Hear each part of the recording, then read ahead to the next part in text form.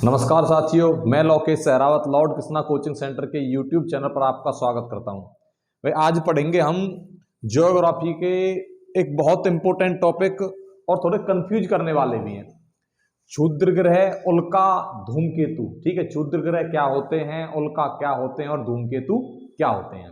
देखो, मैंने आपको बताया था कि सूर्य के चारों तरफ 8 ग्रह परिक्रमा कर रहे हैं। ठीक है, इन 8 ग्रहों में ये बताए थे जो बुध, शुक्र, पृथ्वी और मंगल, ये पार्थिव ग्रह बताए थे।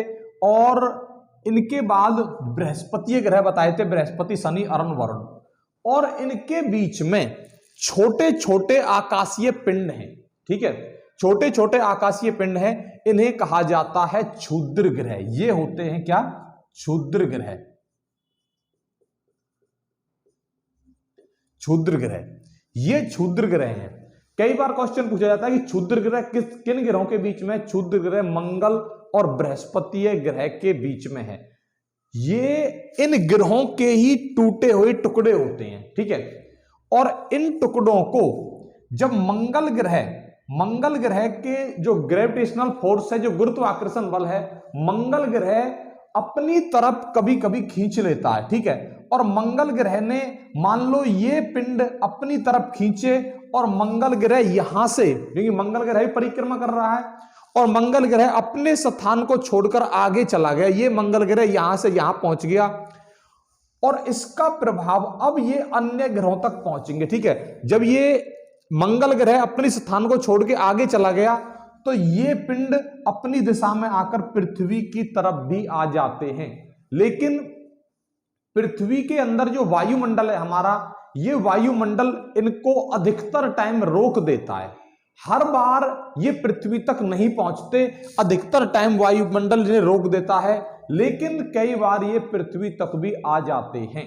ठीक है, और जब ये पृथ्वी तक आते हैं तो पृथ्वी तक जब ये यहां पर रहते हैं तब तो इन्हें कहा जाता है क्षुद्र ग्रह। और जब ये अपने स्थान को छोड़कर, और ये भी इसकी सूर्य की परिक्रमा कर रहे हैं, ठीक है, जब ये अपने स्थान को, अपने कक्ष को छोड़कर किसी अन्य ग्रह की तरफ आने लगते, यहां पर पृथ्वी की तरफ आने लगे, तो ये उल्का कहलाते हैं।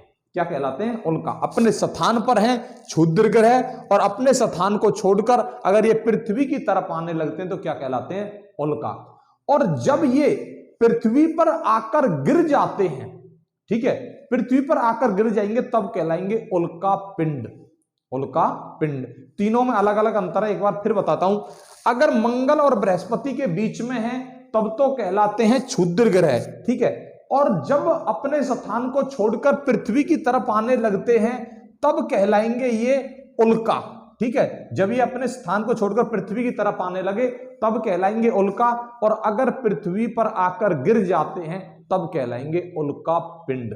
ठीक है, क्या पृथ्वी पर ये गिरे हैं? कभी गिरे हैं, पृथ्वी पर गिरे हैं। और पृथ्वी पर ये भारत के अंदर भी गिरा था, भारत में। और जब ये पृथ्वी पर गिरते हैं ना तो ये एक विशाल गर्त का, विशाल गड्ढे का निर्माण करते हैं। देखो, आपने एक चीज सुनी होगी, टूटता हुआ तारा।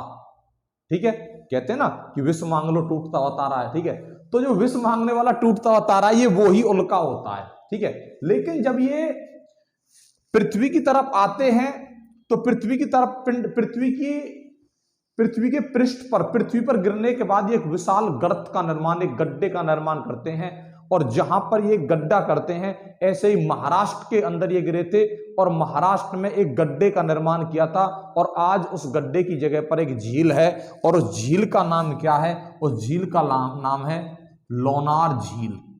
लोनार झील। और लोनार झील है कहां पर? महाराष्ट्र में। लोनार झील भारत के महाराष्ट्र में है। और लोनार झील का जो निर्माण हुआ था वो किसके कारण हुआ था? उल्का पिंड के गिरने के कारण। उल्का पिंड के गिरने के कारण। ठीक है, एक क्षुद्र ग्रह है जिसे हम बिना किसी वैज्ञानिक यंत्र के भी देख सकते हैं। ठीक है, और उस क्षुद्र ग्रह का नाम क्या है? फोरवेस्टा। फोरवेस्टा।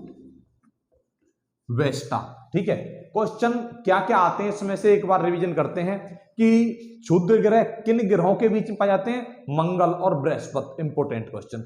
इसके बाद जो दूसरा क्वेश्चन आएगा वो ये आएगा कि क्षुद्र ग्रह जब पृथ्वी पर आकर गिरते हैं तो क्या होता है, एक विशाल गर्त का, एक विशाल गड्ढे का निर्माण करते हैं। ठीक है, इसके बाद क्वेश्चन आएगा क्षुद्र ग्रह के गिरने से किस झील का निर्माण हुआ है, लोनार झील का। और लोनार झील कहां पर है, भारत के महाराष्ट्र में। कहां पर है, महाराष्ट्र में लोनार झील है। इसके बाद एकमात्र क्षुद्र ग्रह जो बिना किसी वैज्ञानिक यंत्र के देखा जा सकता है उसका नाम क्या है, फोरवेस्टा। उस क्षुद्र ग्रह का नाम क्या है, फोरवेस्टा। और जब क्षुद्र ग्रह अपने स्थान को छोड़ देते हैं तो क्या कहलाते हैं, उल्का। और जब उल्का पृथ्वी पर आकर गिर जाता है तब कहलाता है उल्का पिंड। ठीक है, तो इनमें अंतर समझ में आपके में आ गया होगा। इसके बाद हम बताएंगे आपको धूमकेतुओं के बारे में।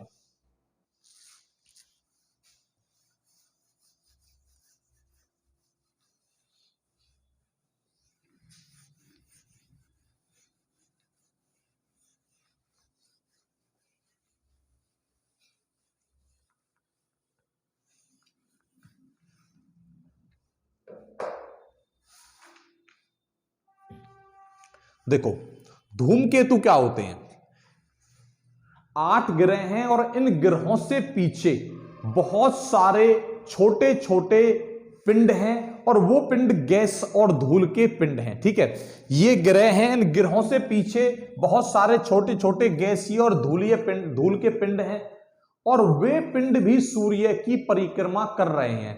लेकिन उन पिंडों में और ग्रहों में क्या अंतर है, देखो जो ग्रह कर रहे हैं वो सूर्य को केंद्र मानकर सूर्य की परिक्रमा कर रहे हैं, लेकिन जो धूमकेतु है, धूमकेतु सूर्य को केंद्र मानकर इसकी परिक्रमा नहीं कर रहे। देखो जो ग्रह हैं, ग्रहों के लिए तो ये प्रॉपर बीच से इस तरीके से, अगर कोई ग्रह है तो यहां पर है और ग्रह सूर्य की परिक्रमा कर रहा है। लेकिन जो धूमकेतु है, धूमकेतु का क्या काम है, धूमकेतु इस तरीके से सूर्य की परिक्रमा कर रहे हैं।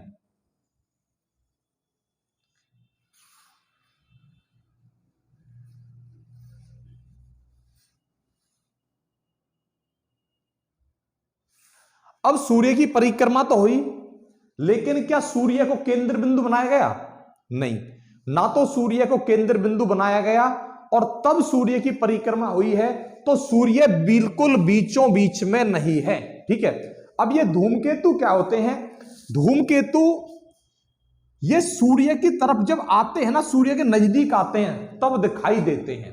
धूमकेतु जब सूर्य के नजदीक आएंगे तब दिखाई देंगे। और एक चीज और है धूमकेतु की, धूमकेतु में क्या होता है, आपने एक शब्द सुना होगा कि पुच्छल तारे। ठीक है, जो पुच्छल तारे होते हैं ना वो धूमकेतु होते हैं। अब इनमें अंतर क्या है, जब ये सूर्य की तरफ आएंगे तो यहां पर सूर्य से यहां पर रहेंगे तब दिखाई नहीं देंगे। दूसरी चीज, जब ये सूर्य के नजदीक आते हैं तब दिखाई देते हैं। और एक चीज है, ये एक पूंछ बनाते हैं, जैसे मान लो यहां पर है तो यहां पर इनमें जो बड़े वाला रहेगा वो थोड़ा सा आगे दिखाई देगा, उससे बाद उसके छोटा, उससे छोटा, ऐसे इस तरीके से दिखाई देंगे। ठीक है, लेकिन जब ये सूर्य के नजदीक आ जाएंगे तो ये इस तरीके से, जब ये सूर्य से अगर यहां पर हैं तो इस तरीके से, मतलब इस चीज से क्या पता चल रहा है, इस चीज से ये पता चल रहा है कि जो धूमकेतु की पूंछ होती है वो कभी भी सूर्य की तरफ नहीं होती। धूमकेतु की पूंछ हमेशा सूर्य से परे होती है, सूर्य से दूरी बनाते हुए होती है।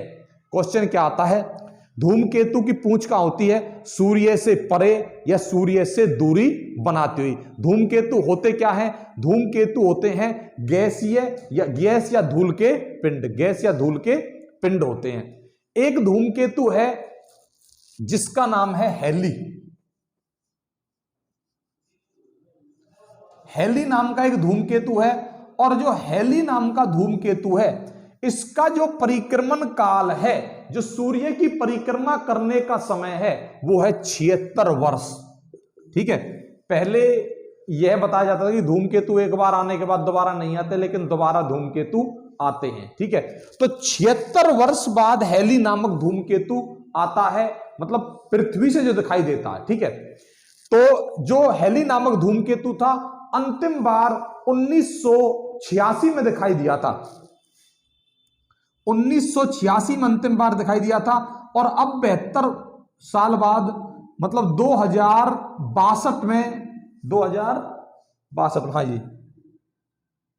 अब 2062 में दिखाई देगा, 76 वर्ष बाद, सॉरी 76 वर्ष बाद अब 2062 में दिखाई देगा। ठीक है, तो इसमें क्वेश्चन क्या क्या आते हैं कि धूमकेतु कहां हो, धूमकेतु होते क्या हैं, गैस या धूल के पिंड होते हैं और ये इन ग्रहों से दूर होते हैं। ये सूर्य की वृत्ता, सूर्य को केंद्र बनाकर सूर्य की परिक्रमा नहीं करते हैं। धूमकेतु दिखाई कब देते हैं, जब सूर्य की ओर अग्रसर हो, जब सूर्य की तरफ बढ़े। ठीक है, धूमकेतु दिखाई देते हैं सूर्य की तरफ अग्रसर हो। धूमकेतु की पूंछ कहां होती है, धूमकेतु की पूंछ होती है सूर्य से परे या सूर्य से दूरी बनाते हुए धूमकेतु की पूंछ होती है। ठीक है, और हैली नामक धूमकेतु का परिक्रमण काल कितना है, 76 वर्ष।